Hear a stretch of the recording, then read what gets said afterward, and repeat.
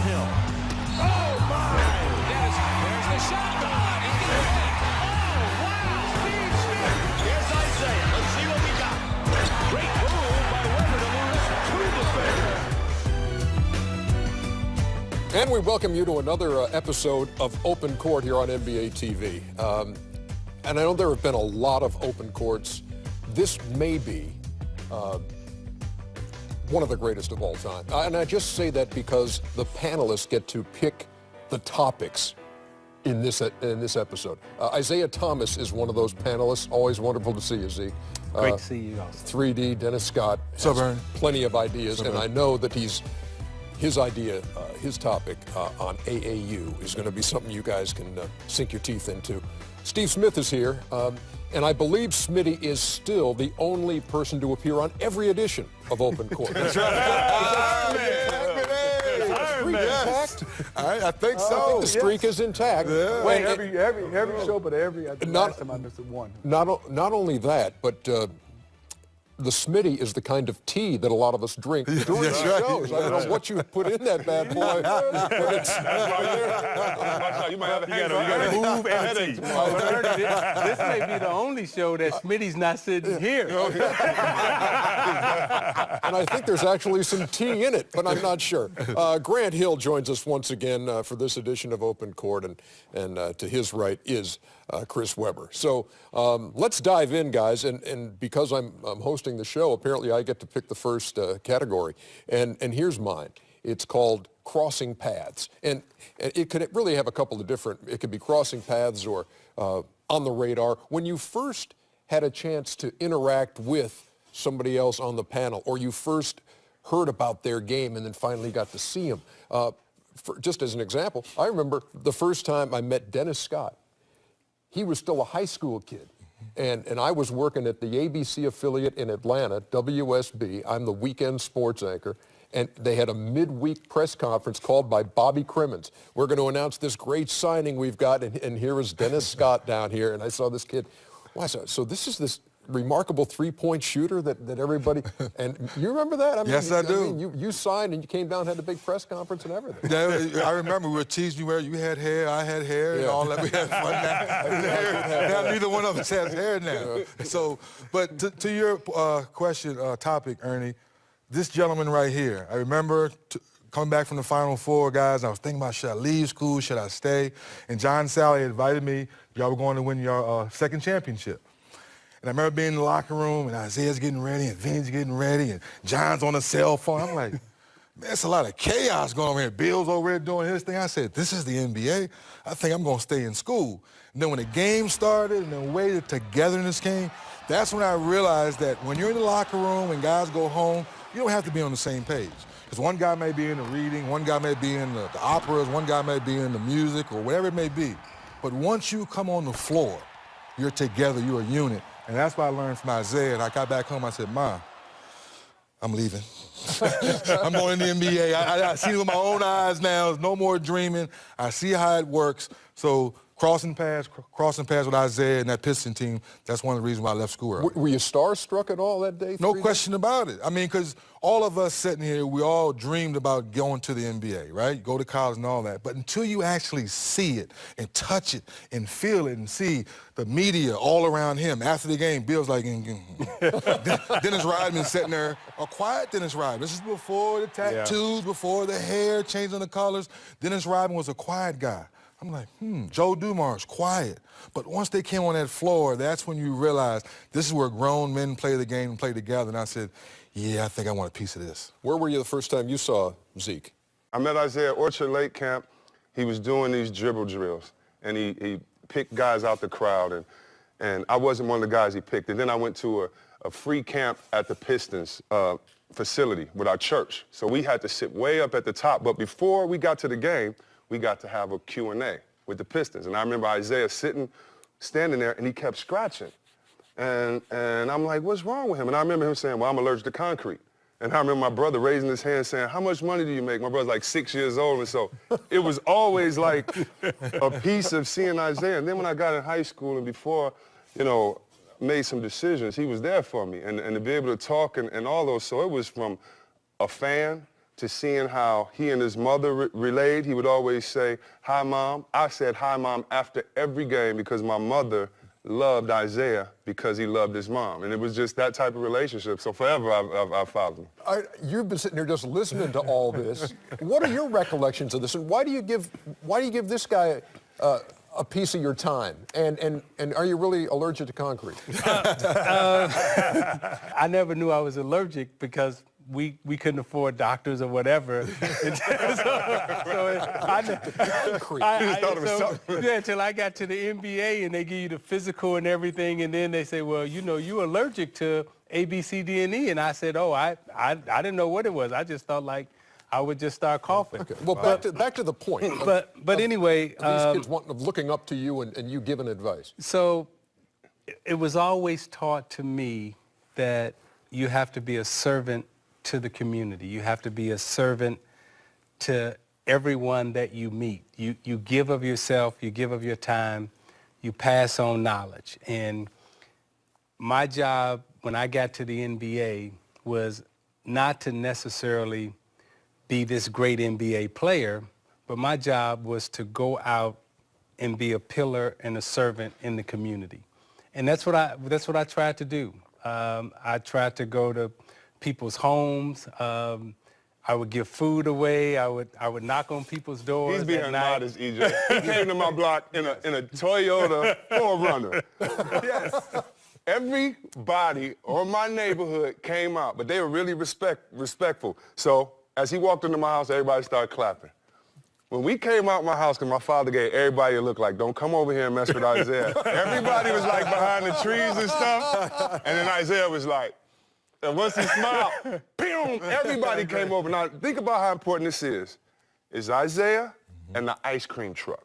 Ooh. The ice cream truck passed and nobody turned around. Oh, yeah. And he stayed there about a half hour. Now, he came over. You know how we are. We got to go. It's a bad neighborhood. Somebody could rob him. Something bad could happen. He takes his time out. But the most important thing we got out of it, because he didn't talk basketball, the most important thing that we got out of it was that we are important enough for the most important man in Detroit to come sit and talk to us. I'm just as valuable as he is. I'm just as important as he is. I'm just as much of a man as he is. Now let me go act like it. Right. You know, everybody left with their chest up that day. You know, Ernie, I have the same stories, and Isaiah knows that what Webb is saying is, being from Detroit, there's an east side, there's a west side. Two different sides. Yeah. So for me, to hear that Isaiah Thomas was on the east side of Detroit, which is a side that you would figure A little dicey. a little dicey. And what Webb is saying is there was different places. At churches, you were here. And I always thought it was a myth, Isaiah. Like, he is coming to speak in the schools, churches. Then my cousins on the west side would say, Isaiah just came to our school. Then I could verify it because back then the news showed positive stuff. Positive stuff. I could see Isaiah Thomas was on the news, and I could verify to my cousin wasn't lying, that Isaiah But just real quick, everybody talked about Chris Webber. So I said, let me go see Chris play. I think you're in the 8th grade. When I left Ernie, I said, there's no way he's in the 8th grade. No way. EJ. One, that size, and that's good. I played against him in the 8th That's grade. what I was going to say. How big was he, Grant? He was as big as he is now. Yes. But he was just, see, EJ, I don't want to hog him, but just, EJ, you asked when the first time I passed class, I got 30 seconds. I got to come down here in AAU, and I'm going to bring it all the way to Grant. I got to come down here in AAU. My coach took us to go see colleges. Yep. And just so we would see what a college is like, because there's guys on the team that might not make a team and they see colleges. We come down here as this silver hair man, and he's a coach, and he's like, I want y'all to look at the best shooters, and you guys are big, but now they're bigger and they have to shoot. He took us in the corner, and we got to talk to Dennis Scott. I'm in 11th grade. Dennis Scott says, hey, y'all think y'all good, right? You kind of big, right? Well, listen, you got to shoot. Y'all ain't nothing. You ain't going to be nothing until you make it to the league. What you got to do? I took that home. Now, you got to remember, I met Isaiah. I took this home. I go to Steve Smith's high school game, Persian, Callahan Hall, my favorite gym. Everybody's up there saying, y'all ain't got no money. They were the doughboys. So they tried to intimidate. They would hold up dollars, D. Scott. Y'all ain't got no money. Y'all ain't got no money. I'm sitting here like, okay, I don't have no money. It's a couple of seconds left. Steve Smith comes down, throws it off the backboard. Now, there's a locker room directly under the goal. Right. Throws it off the backboard. He dunks it, walks crazy into the locker room. Where did I get that from? Lastly, this guy. I met him at 12 years old, and I think I'm good. This is when we're good in AAU. Meet him, Jamal Mashburn. I said, oh, Lord, we got to come back with skills. It's not just about being tall. I mean, this guy's doing crossovers and shooting jumpers, and this team, Potomac, they're winning. And so when you talk about crossing paths, I've learned something from all of them, and I got in trouble in his house at 12. Because he kept me out. I went over his house at 12, and he kept me out all night. Now, let me tell the story, man. And like Chris said, I mean, we got, you know, I grew up with Dennis. I looked up to Dennis when I was growing up, and kind of the same way maybe you guys looked up to each other in Detroit. Obviously, I remember when I got drafted and didn't have any relationship with Isaiah. Isaiah had moved on to Toronto. I get back to my hotel room, and there's a voice message from Isaiah, and just congratulating me going to the Pistons, great organization, anything he can do to help. Now, he's going on now to the Raptors. And I got all my boys there. I'm like, man, this, you know, letting them hear this Isaiah Thomas calling me. And of course, with Webb, we go way back and had battles back when we were young. And Webb came to my house. And we was at my house, and we went to this little house party. I saw that movie. Yeah, it was very similar, very similar. Very similar. And so we're there, you know, and This I think is at 12? No, we're not. I'm like 14. He's driving. I'm 16. He's driving. He's 14. older than me. So we're there, and, you know, we at the house, and then Webb was like, I say, yeah, we got to go, man. You know, I got my Kurt. We got to get back. He's like, I'm going to stay, man. I'm going to get a ride back to your house. I'm like, all right. You know, and I get home, and then I got Brian Reese, who went to North Carolina. He was with me. That's right. So we get back. My mom said, where's Chris? I said, he's going to get a ride back. She said, you better get, like, she said, I'm going to beat you if you don't get back. And I'm like, Mom, he's like 6'10". I can't. If he was saying he want to stay at the party. And so anyway, I get back, we get Webb, and I don't know, my mom, you know, it was I get in trouble when I get home. get in trouble. That is the crossing paths segment of our I show. crossed paths with Grant and got in trouble. You're right. That's not the same house party I said. Back with more in just a second. A cliche, Larry Brown always said we credit Larry Brown, but it's everybody. And I definitely credit Larry Brown to keeping it going. Playing the game the right way. And that's what's lost.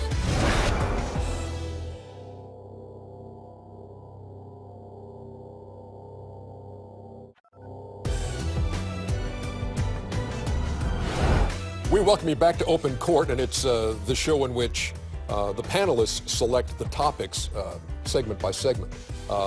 Dennis Scott's up now, and your topic is AAU basketball. Is this a positive or a negative?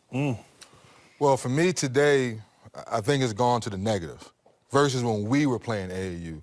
When you looked at the AAU coaches back 70s, 80s, it was normally a ex-police officer or fireman or someone was doing it on the side because they were really trying to help the kids. Where some of the AAU coaches today, I think, are looking for a handout, or they see 2 or 3 kids in their neighborhood and they say, hey, y'all come play with me. And they're not really teaching them structure. So now if my son's 18 years old and he's being recruited, I ask myself, who's more important? Is the AAU coach more important, or is his high school coach? And then during the season, is my son playing harder for my AAU coach or for my high school coach? And then when you watch them play, when they're playing AAU today, they just run up and down, no structure, and then when they get to their high school team, they're not playing well. And then now we see a lot of our guys coming into the NBA today. They can score, they can run up and down, but they can't set a screen. They don't know how to open to the ball the right way, making a simple bounce pass. How many times we sit on the desk and say, if Chris Webber's posting up, they can't get the ball in the post because they don't know how to feed the post. So now when I'm watching this next generation, I love AAU. I think it's a good place. We should still keep it. But I am challenging some of the coaches and some of the directors today saying, hey, if you're going to do this, teach them the right way. So my question for you guys and people at home is that, are you happy with the AAU system today? And if you have a kid, 18 years old, who are you directing him to? And who are you saying, you know what, listen to this coach. He's teaching you the right things. Or listen to this coach. Or are you saying, AAU coach, before you have my son, if you're not showing him structure, you can't have my son. I'll teach him myself. So I'm Smitty? A lot to pick from there. Yeah. So, Smitty, I mean, so you've played AAU ball. Yes. You have a son who's playing AAU ball. Well, you have a wealth of knowledge to speak of and a background to speak of. Is AAU a good thing or a bad thing? It's a good thing. You know, and the reason why I say that, because I think so many people are saying it's negative, because AAU is the reason why a lot of us are sitting here. But I think it's all youth sports. I mean, not only AAU, I played at recreation centers. I played at my elementary school, just like all these guys did. But it was taught the game. It's a cliche. Larry Brown always said we credit Larry Brown, but it's everybody. And I definitely credit Larry Brown to keeping it going. Playing the game the right way. Yeah. And that's what's lost. Yep. And it's lost of guys giving back. So, I mean, what I want to say it's a good thing. It's a good thing overall, but you think there are things that need to be fixed now. Yes. I mean, I took it for granted. We and Chris talked about it. I wanted to learn how to shoot, so I got on the bus and went to where George Gervin was giving a camp, a free camp. And I asked him how to shoot the basketball. So back then, Ernie, at 12, 13, 14, I thought, well, that's what everybody did. I go play 2-on-2 with Isaiah Thomas. I get a chance to go find Magic Johnson playing at St. Cecilia and talk about being a point guard. So I go back and thank those guys tremendously. The Earl Curitons who took times, the Terry Durods. These are guys that played at the professional level, or even the guys at Antoine Jobert. They took time to give back to the younger generations on teaching them how to play the right way, and they didn't charge a fee. It was free. Right. So I think right now is if we can all give back for free the knowledge that we got versus being something that you're making money off youth, which is totally dead wrong in my opinion. That's the thing that the difference is when we played, the people who were involved with us in AAU basketball, their hearts were pure. They wanted to just help the kids, teach the kids the right way. And back then, the high school coach a lot of times had the most influence, dealing with recruiting, all that kind of stuff. And you had people who were educators helping you along the way. Now, you don't have, not every situation has a Smitty or a James Forrest like you mentioned. And so you got guys who really don't have their best interests at heart, who really have the most influence. And they have their best interest at heart. Exactly. Right. But what I don't like either is, and I just see this now with kids, like, they don't just play pickup ball. They don't go to the park and play. It's either AAU ball or they're working on their skills. And to me, the importance of playing just, unstructured or organized or pickup basketball is you learn how to win. You learn, like, if you don't win, you sit. And nowadays, these AAU teams, you guaranteed to play a certain amount of games, regardless if you win or not. You can lose every game during that tournament, and you're guaranteed to play 6 games. And that's how they get you in there. And so to me, the emphasis is not on winning. It's on showcasing your own individual talent. And there's a lot of talent out there, and even, a lot of talent in the NBA, but not everybody necessarily knows how to win. I just think, that's a flawed part of the whole AAU model right now. For me, my AAU coaches were extensions of my parents. And if you look right now, there's a large group of players that play that don't have fathers, a large group of players that don't have mothers. And so for me, they were an extension of my parents. Curtis Hervey, Mr. Montgomery, we had to study at their house. It was a situation where all my team was from a poor neighborhood. He told us about a school that was giving scholarships. He got us in the country day. He's the one that told the whole team, so whoever passed the test got in the country day, and if you didn't, you went to another school. That's what happened with our AAU team. So me going to country day, so I'm mad at him and my parents for putting me in this wonderful school where you're learning, you're educated, you're eating good lunches, and I'm mad because I want to keep it real and play somewhere else. But that was my AAU coach. So even the fact that he knew he had our hearts and he was going to give us to this high school coach, and they even let him have the success because it was our AAU team that was winning. The high school was nothing before we got there. And so it was an empowerment. It was, they were at the draft party. I had to beg them to come. Now I see guys, they've never been to a party with me. I see guys at, at a party with the AAU coach, or I see now the AAU coach being an extension of their boys. Yes. And that's the problem because of the discipline and everything else. And my parents, would say, you're not going to play if you don't get good grades. But it was bad because Harvard would say, well, you're really not going to play. We don't care what your parents say. They were on the same page. You could not play one against the other. And then the last point is, our AAU team, we won a championship our last year. We beat Penny Hardaway. Their team is 1 year older than us. It's the first game ever in this new arena in Orlando. And we cried after because every year at AAU, we had to play Steve Smith. I had to check Derek Coleman at 15. He's dunking on me. No, it's the most embarrassing. For years, we never got accolades. Like, people would clap and cry for us because we were the team crying because we got beat by older kids, and really we could beat someone our age. So it was all about making us men tough. And we even got to drive on some AAU trips. Shouldn't say that, but it was more like being a Boy Scout, more like being in a man camp and being a man. Because he would say, some of you guys aren't going to make it. Can you have this same confidence in this? And some of you guys are going to do this. What is it now? It was always a life lesson. I remember my AAU coach sitting me up in the stands because we were looking at girls. So during the game at St. Cecilia, he's like, oh, y'all like it? Y'all go sit up in the stands. He made our whole team sit up there and let the scrubs play.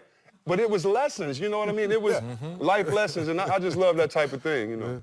Well, I'll try to wrap it all up and just say the history, and there's been slippage as we continue to go from generation to generation. And I'll wrap it up and sum it up this way. The educators used to volunteer to be coaches. And they would teach life lessons. And it started with this. Yeah. You play as you live. You play as you live. You live right. Yeah. You play right. Awesome discussion. Great points by all. And an exclamation point for the ages right there. Perfect. Great stuff. Back with more in a second. Sally is a guy who has theme music when he walks in. So when Sally would walk in, we would all say, John Sally. That's what I just said. John Sally.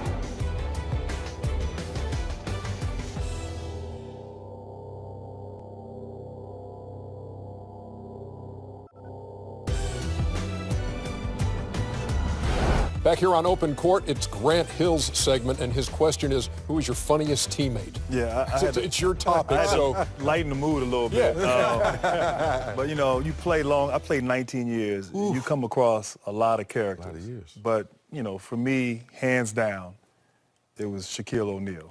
I mean, most of the stories I can vouch for that. I can't repeat most of the stories.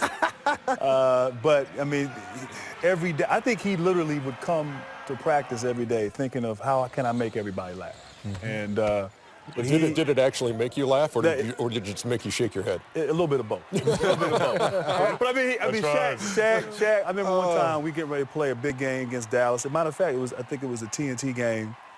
We're fighting for playoff position, and after the pregame meeting, you know, I go in the bathroom, I come out, and Gordon Girachek is laid out on the floor. And, like, the trainers are, like, trying to wake him up, you know. Shaq choked him out. Like, 18 minutes on the clock, we're getting ready to go out to play, and Shaq, like, put him in the sleeper hold because he was talking too much. He was talking trash to Shaq. So Shaq... That's one funny He's not here to defend himself, Shaq. But I mean, it was like, bully. G Hill, I told him don't mess with me, G Hill. I told him. I think if you ask Gordon Girachek right now, your funniest teammate, Shaq wouldn't be the answer that comes up. It wasn't. Yeah, it was. I guess it wasn't funny then. Was there a funny bad boy? Yes. 22. Yes. John Sally. I'd almost forgotten. Yes. I'd almost forgotten. Comedian. Oh, man. John Sally was, he really was a comedian. He would write jokes, and then he would go and perform them. And so I remember Adrian Dantley, right? He said, Sally is a guy who has theme music when he walks in. So when Sally would walk in, we would all say, John Sally. That's what I just said. John Sally. See, who's your best? Who's your funniest? Two people just come to mind. One is George Murasan. Because George Murasan, man, he's the best, but, you know, he used the bathroom before the games. So George had everybody scared to use the bathroom because he was 7'6" and could look over the stall. So he'd be looking at you like, what are you doing? Like, man, come on, George. Or you just feel like water dripping. Webb, that's not funny. No, it's not. But you feel like water dripping and he's just holding the ice cube. So think about it. If he's holding the ice cube, when did the ice cube start melting? has he been here watching me 10 minutes or anything? And so it was George Will's time, but with hands down, my man Jay Will. Like, Jay Will is one of the closest players I've ever been with because in Sacramento, I did not want to be there. And so my very first practice, my mom is giving me scriptures. Oh, this is going to be a blessing. I'm like, Mom, please, I don't have enough time for that positive stuff. She's like, oh, it's just going to be a blessing. And I remember after the first practice, I was like, called, I was like, you're right. Because Jay Will was just funny and appropriate. And so, you know how you make your rookies do everything? Right. It wasn't even fun. I'm like, Jay Will, we landed in New York. I'm like, man, you got to get off the bus. It's snowing. Only in your tights. Yeah. Go in and scream, who let the dogs out and pay for it? He would do whatever. And so one trip, we coming in Boston. It's a snowstorm.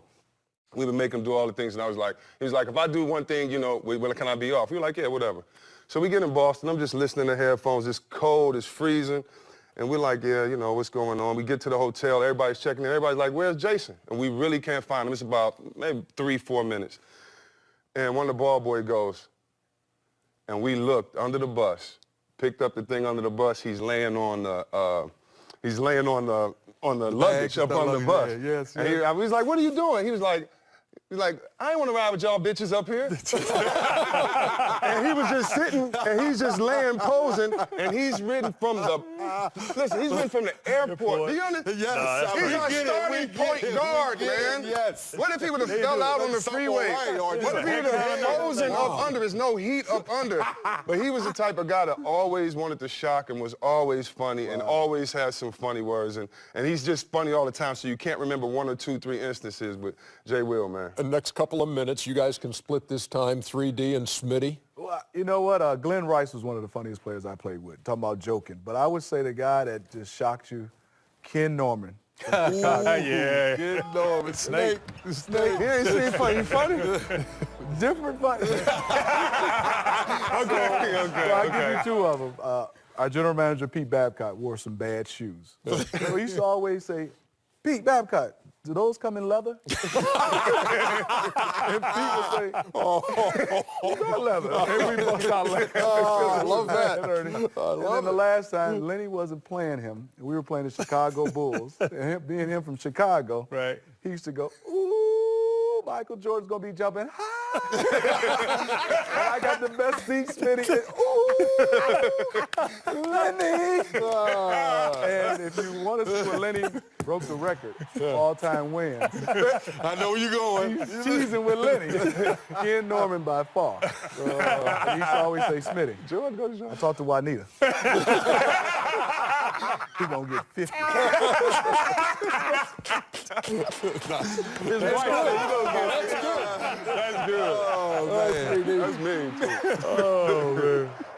I have to go with Grant. Yeah. And it's Shaq. from day one. Yeah, from day one when he got to Orlando. Ping, ping, ping. Baseline fade away like Bernard King. Best trip, I guess, the safest story I can tell. Safest. We're in South Dakota playing Detroit. I think we might have been playing y'all. Or, yeah, I think we might have been playing Detroit. I forget who we were playing. Anyway, snow on the ground. And next thing you know, you hear all this commotion. Shaq went to a local store, put on one of those Confederate hats, and is marching in front of the, talking about Ted Hutton, hey, South Dakota. We're like, what is he doing? 20 minutes later, half the town in front of the hotel. Yeah. So that's when I knew that this guy right here, everywhere we went from there forward, we called him the Pied Piper, because he figured out something to do to create the hype. So I have to agree with Grant, my funniest teammate. The funniest teammates, and obviously funny not always meaning ha-ha. Back with just downright weird from time to time. We'll be back with more here on Open Court in just a second. The Celtics, they're rebuilding right now, but you never hear them talk about changing the culture. The culture is established, and the culture is about winning championships. The Pistons killed me when they said they're going to change the culture.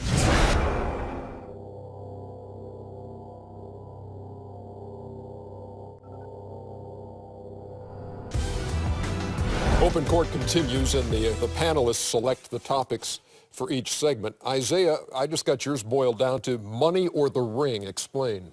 When I look at a lot of players that are playing, it's hard for me to determine if they really playing for the ring or if it's for the money and the lifestyle.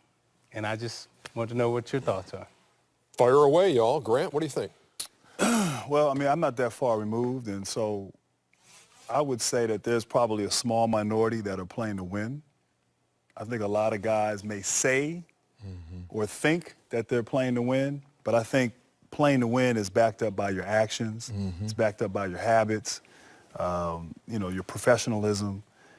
And I'd say, no, I'd say a lot of guys just like the lifestyle. I mean, I think, there's a lot of money. You're playing at the ultimate level. But Is that disappointing to you? Very. Then when you say that's a small minority that are playing to win. Yeah. Well, when we say win, we say for the championship. For a championship. Trying to win. because- or playing the right way, too. Because you we can say right now, there's really only 4 or 5 teams Right.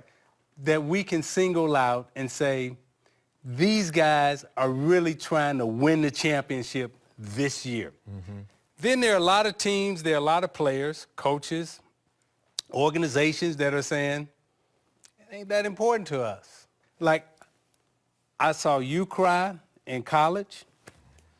You still salty about Sacramento, LA. Everything. Okay, in terms of you was putting it on the Everything. line trying to get it. Got to see a psychiatrist after the show for it. Okay. no, really.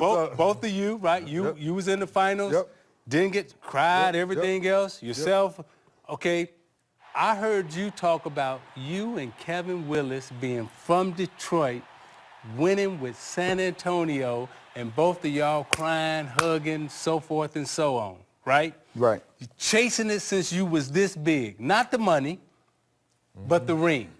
How many guys right now are chasing the championship The ring? culture's changed. I think the culture's changed. So when I came in the league, we didn't need a dress code because I was trying to dress like Dominique and Zeke. Like, you're closer to that lineage. And, it's almost like you have a male dog. He doesn't know to lift his leg to pee till he sees another dog doing it. When I saw them, I wanted to be like that. And so when LeBron chose to go play in Miami, it was against everything that ever was in me, because when I played and had the chance to go play with a Tim Duncan, I didn't want to do it because it was a culture of, I can't join your bandwagon to win a championship. It's better to lose and go off like they did, because it's the culture. It doesn't mean right or wrong, only the timing, but it's better to lose 1 against 1 than to go just buddy-buddy. I talked to Jerry West one time, and it was one of the best conversations. I'm talking to him, Mr. West, the media, and we're just talking. He's like, what? He's like, the media? And I know we all party, like, the media? He's like, they call me Mr. Clutch. I said, yes, sir, of course. He said, I lost 9 championships. And I knew that, but he had to tell me that. And he's like, I remember. I was just as good when I won 1 or none. So it doesn't matter about my wins or losses, Chris. It matters about who I am. And so when we talk about the culture, I don't think it's enough history passed down for the culture, Zeke, for them to know how to want to win in the midst of being traded, how to want to win in the midst of being on a bad team. How do you want to win if you don't see examples of that, because we only show the examples of the 2 or 3 teams that win? So I don't think it's that many players in the culture that want to win come hella high water, because I don't know if that example, I think, has been lost in translation. Zeke, and I'm going to take it a step further.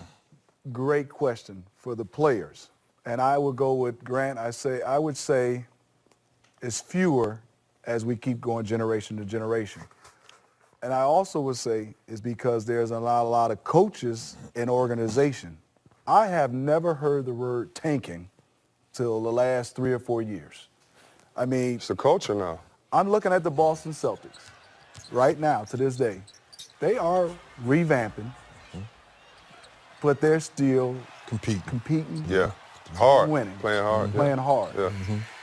Some of these other organizations, I don't understand how you can go out there and basically have this culture and not say it out loud and don't like anybody saying tanking, where you're going out and losing games year after year. It should be a penalty, because as a fan, there's hardworking people paying their buck to come watch you compete. I can give a standing ovation to youth, college, pro, for guys going out there and lost, as you know, and I know, and say they went out and competed. Yeah. To piggyback what you said, Smitty, too, the Celtics, they're rebuilding right now. But you never hear them talk about changing the culture.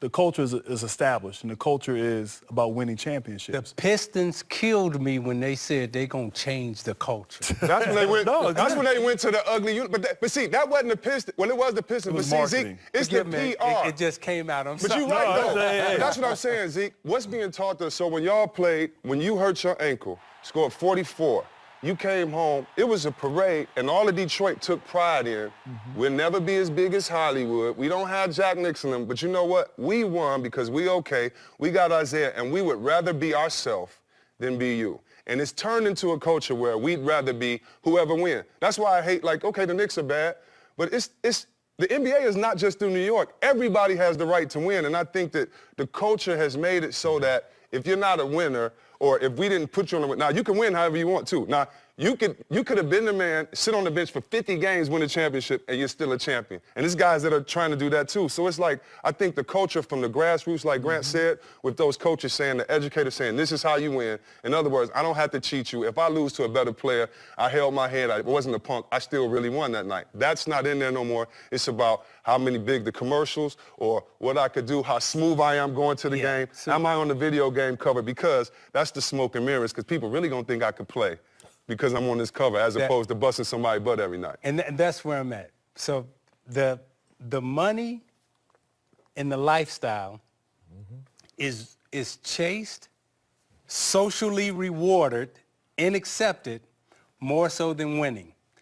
Is it worth more than the ring? Oh, yeah, it's worth more. A couple of things stand out. That's a great point. Number one, I was actually scared when I saw Isaiah's face when he brought up the changing culture in Detroit. Because culture. Well, there it is again. It is a really big word. And we in Detroit fought hard to establish. Oh, they did that somewhere else, yeah. You can change the players. Change it back. Change the culture back. You can change the uniform, but when you talk about changing the culture means your habits, your traditions, your beliefs. The respect. Okay? The things that we celebrate. Exactly. Okay? When you start talking about changing those 4 things. I would have loved to be your power forward, Zeke. I'm telling you, hey, Zeke, I would have played with you, baby. I would have ran through a wall for you, dog. Let's go play some You can't change that. You can change the plays.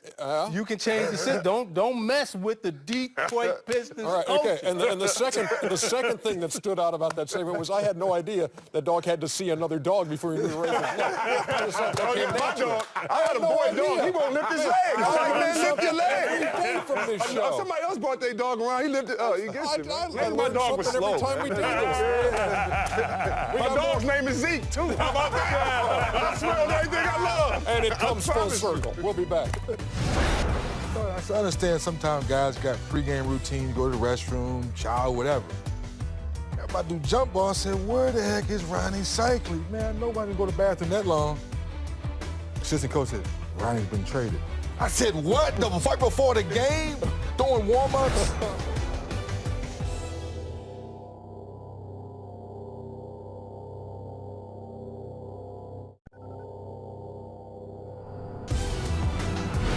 We welcome you back to Open Court. This last segment is kind of a combined Chris Webber and Steve Smith category.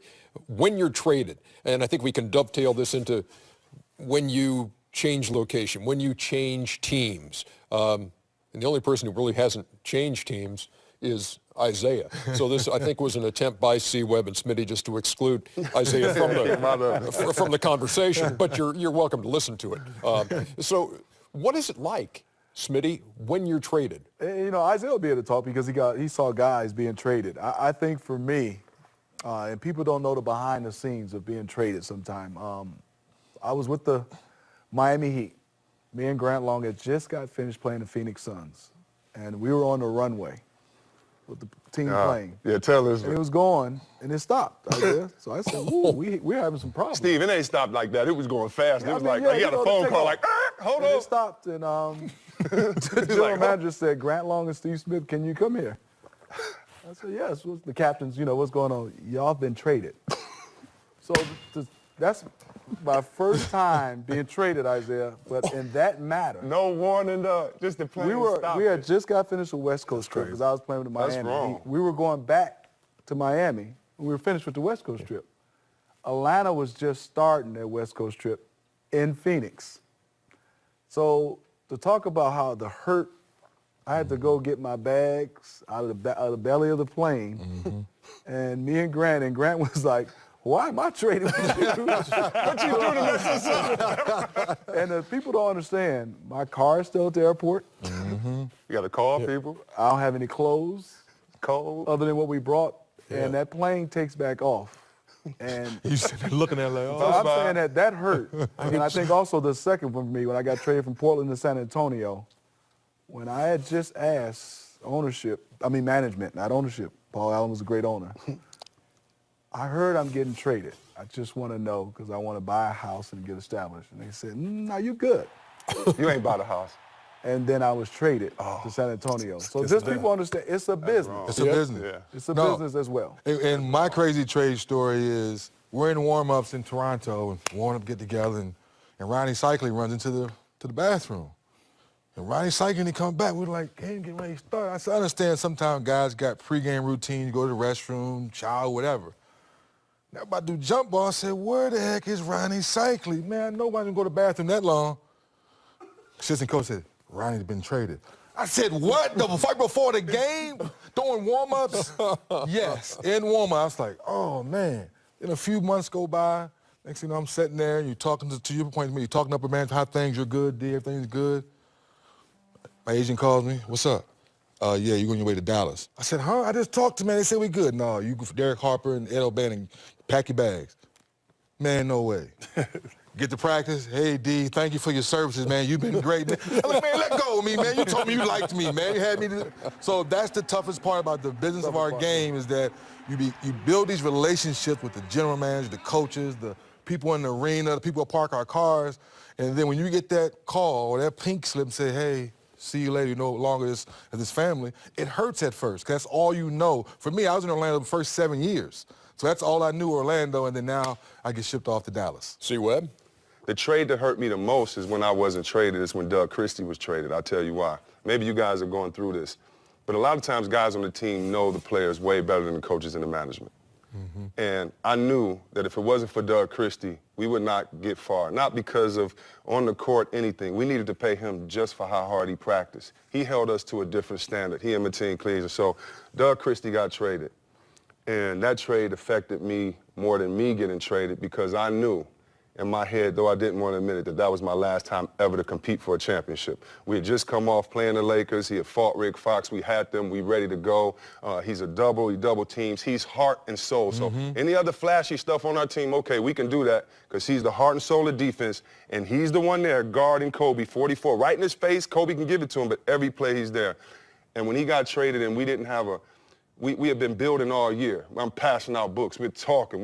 We're in such a mind frame. We're a family that if anything happens to this fragile relationship, we're done. And when management traded it and didn't tell us why, didn't speak to us and bring us in the room like they did with everything else, and we didn't address our brother getting gone and being left, it was over. Yeah. He made me commit to staying here, fighting in this little small town, no soul food, ain't no black people. This is weird to me. Yeah. You know what I'm saying? No. I buy in and see how great the wonderful the people are in Sacramento. You know, he helped tie me to that community. I love Sacramento forever because he helped tie us there. And you see those fans with the cowbells. Like, it was like he was one of them. It was just that sincerity. And so when one guy leaves a team, it could be that damaging because it takes everything out of everyone else. Grant and Isaiah, speak to the dynamic that goes on a team when somebody who is well-respected is traded, or you have somebody that you bring on that maybe you have doubts about. Oh, we traded for that guy. Oh, man. Oh, so how does that all work? The only situation that we ever experienced like that in Detroit that I felt that was really controversial was the Adrian Dantley, Mark Aguirre trade. Right. And I had known Mark Aguirre for a while. I knew the type of team and system organization that we had. When we made the trade, publicly it was viewed as kind of risky. But the policing, the culture, the organization that we had, I knew we would be able to handle it. So that wasn't a problem. I think we've all experienced it, either being traded or knowing somebody who's been traded. And I think, what people don't know at home what fans don't know, or as Chris said, sometimes even our own general managers don't know, is the bond and the sense of family in that locker room. Yeah. And there's a brotherhood that's really, it's hard to describe. You spend every day in practice, on planes, you know, going to dinner on the road. There's a fraternity that when someone's traded, instantly that relationship with that person changes. Instantly, no longer do you see them every day. And so it's people may say, Doug Christie, okay, we got somebody in return who's better, who scores better, but it doesn't fit always. Sometimes it does fit, but a lot of times it doesn't. And so a lot of fans, I didn't know. I mean, I didn't know that until you said that. But like, what goes on in that locker room and the dynamics and the relationships and the roles, I think is hugely important to the success of a team. And it can either get you over the hump, like maybe Aguirre did in Detroit, or it could, you know, make you go the other way. Or Sheed, to my opinion, Rasheed, when I think of big trades, I think of him coming over. Everybody, he's another, you know, misunderstood guy. When he got traded from us in his first game, he got a technical, and I was his big fella. Well, and he was like, I'm going to get technicals my career. And I said, okay, as your big fella, I'm going to let you get them, but you can't get kicked out. Well, that's where relationship comes, Ernie, because Joe talked to me that he wanted to make that trade for Rasheed. Yeah. And obviously, the outside people don't understand. I said, Joe, I played with him. The best teammate I've ever had. Yeah. But the perception. But the best teammate I've ever had. Dennis Fellas. Rodman, Bill Laimbeer. Well, there you go. I love Shaq, but he messed us up in Phoenix.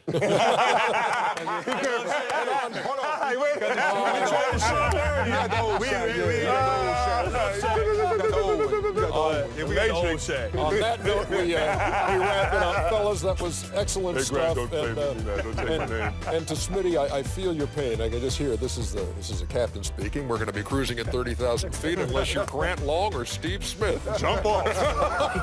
Hey, Steve, you want this parachute? Watch that first step. It's a doozy.